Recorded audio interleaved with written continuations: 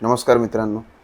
आज आपण या व्हिडिओमध्ये कम्फर्ट झोनच्या बाबतीत थोडा विचार करणार आहे की कम्फर्ट झोन नेमकं काय आहे आणि कम्फर्ट झोन आपल्याला कसं आपल्या जीवनात मागे ठेवू शकते आणि आपण अटकल्या जाऊ शकतो.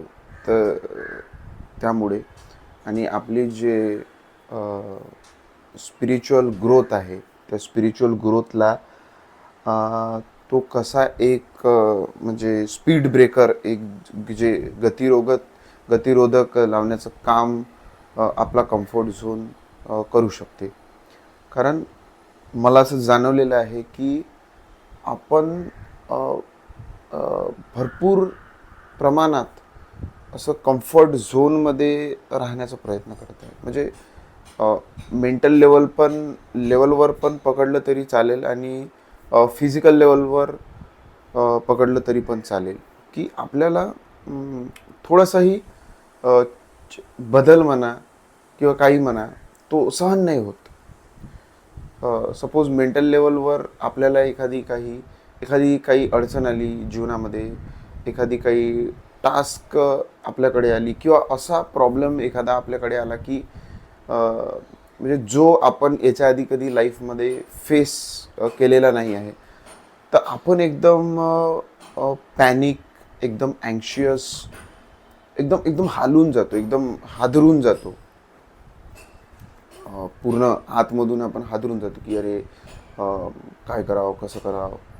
आणि कुठलाही नवीन गोष्टीबद्दल विचार करायचा झाला तर आपलं जे मन आहे ते एकदम अ, आपल्याला म्हणजे खूप असं वॉर्न आणि खूप अलर्ट, खूप असं रेड सिग्नल देण्याचा प्रयत्न करतो की अरे नाही, हे करू नको, हे असं होऊ शकत नाही, जे आहे तसं ठीक आहे, तेच जसं चालू आहे. म्हणजे जो डेटाबेस आपल्या मनामध्ये स्टोर्ड आहे त्या हिशोबानंच आपण चालत राहू. थोडासाही इकडे तिकडे आपण जाण्याचा प्रयत्न केला की समजा ज्या ज्या रस्त्याने आपण नेहमी नेहमी वारंवार चालत आलेलो आहे त्याच रस्त्यांनी आपण जर चालत राहिलो तरच आपलं मन म्हणते की ठीक आहे, व्यवस्थित चालू आहे. पण पण आपण सेम सेम सेम त्याच रस्त्यानी चालत राहू एक एक वेळ येते की मग आपल्याला ते नकोसं वाटते. म्हणजे आपण बोर होऊन जातो तिथे. आपण बोर का बरं होतं? कारण की आपल्यामध्ये जे एक आत्मा आहे, तिला तिला तेच ते तिला एक फ्रीडम हवा असते. तिला एकच पॅटर्न बनवून दिला एक रोबोट सारखा आणि त्या रोबोटच्या पॅटर्नमध्ये सुरू आहे सकाळ दुपार संध्याकाळ सेम सेम चालू आहे. तर ते जसं एक साचलेलं डबकं राहते, तर ते पाणी तिथल्या तिथे काही दिवसांत सडून जाते. कारण पाण्याचा स्वभाव आहे फ्लो होणे. तर तसाच आपल्या चेतना म्हणा, आत्मा म्हणा, परमात्माचा अंश म्हणा, त्याचा जो स्वभाव आहे तो तो नवीन काहीतरी नवीन करण्याचा स्वभाव आहे, स्वतःला चॅलेंज देण्याचा स्वभाव आहे. तर तो स्वभाव आपल्या चेतनेचा आहे. पण जे आपलं एक जे फिजिकल जे एक्झिस्टन्स आहे, म्हणजे आपलं जे मन आहे, आपली जे अहम वृत्ती आहे, ते वृत्ती म्हणते की नको, जे चालू आहे तेच ठीक आहे, मला काहीच बदल करायचा नाही. कारण बदल केला की नवीन चॅलेंजेस येणार, नवीन गोष्टी तुमच्या समोर राहणार, नवीन प्रॉब्लेम्स येणार आणि त्या नवीन प्रॉब्लेम्सला मग तुम्हाला सामोरं जावे लागेल, त्यावर विचार करावा लागेल. आणि ते या मनाला, अहमवृत्तीला ते नकोसं वाटते की नको, मला मला नको विचार वगैरे, ताणतणाव नको, जे जसं चालू आहे तसं. ताणतणाव पण राहील, पण कोणचे, जे मला माहीत आहे ऑलरेडी की हां, असं असं टेन्शन असते, असं असं ताण असते, असं असं स्ट्रेस असते. ते स्ट्रेस मला माहीत आहे, ते स्ट्रेस ओके आहे. पण नवीन कुठल्या कामाची स्ट्रेस, नवीन काहीतरी नवीन लाईफमध्ये घडत आहे, तर ते नको असते. तर त्यामुळे मग आपण त्या कम्फर्ट झोनमध्ये अटकून जातो. पण मग काही कालावधीनंतर मग तेच गोष्ट आपण रिग्रेट करायला लागतो. त्या गोष्टीचा आपल्याला पश्चाताप होत राहते की अरे यार, ट्राय केलं असतं, काय होऊन काय झालं असतं. कारण की आपल्याला माहीतच आहे की सत्य शेवटी तर आपल्याला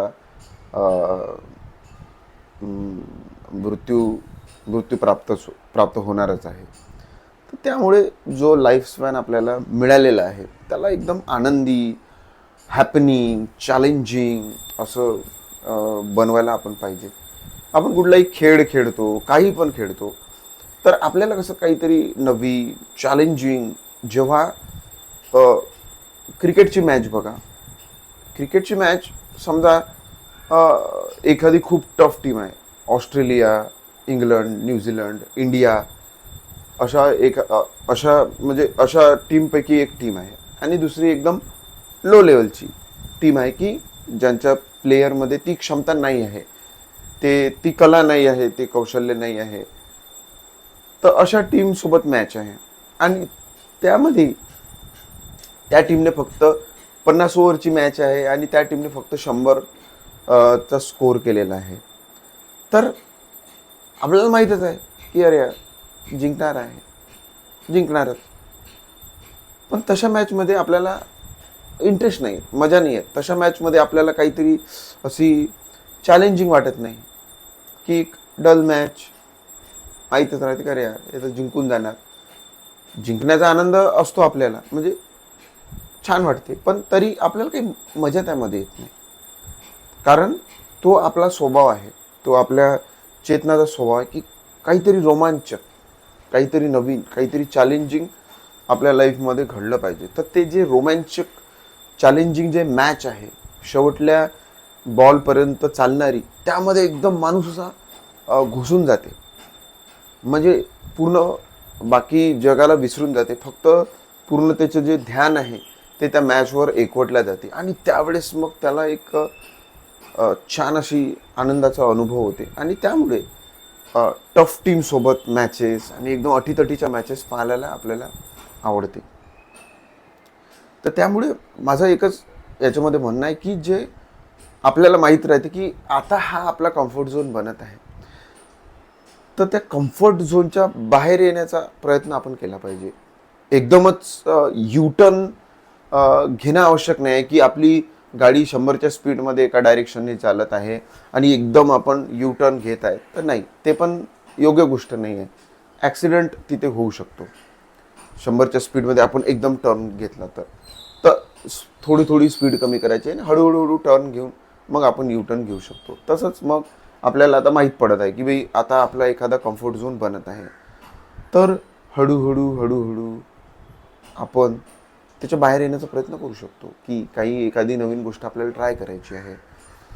तर मग छोट्या स्केलवर का होईना, तर आपण ते गोष्ट ट्राय करूच शकतो आणि ते आपण खरंच करायला पाहिजे. कारण की तेव्हाच आपलं जे पुरुषत्व आहे, जे व्यक्तित्व आहे, पुरुष असो स्त्री असो कोणी असो, ते व्यक्तित्व जे आहे ते असं म्हणजे हसत खेळत नाही, एक त्याला आनंद प्राप्ती होत नाही. आनंद प्राप्ती नाही होत तर मग ते असं डल, नाराज, बोरिंग असं राहते. म्हणजे लाईफ जे आहे मग ते बोरिंग झालं टाईप वाटते.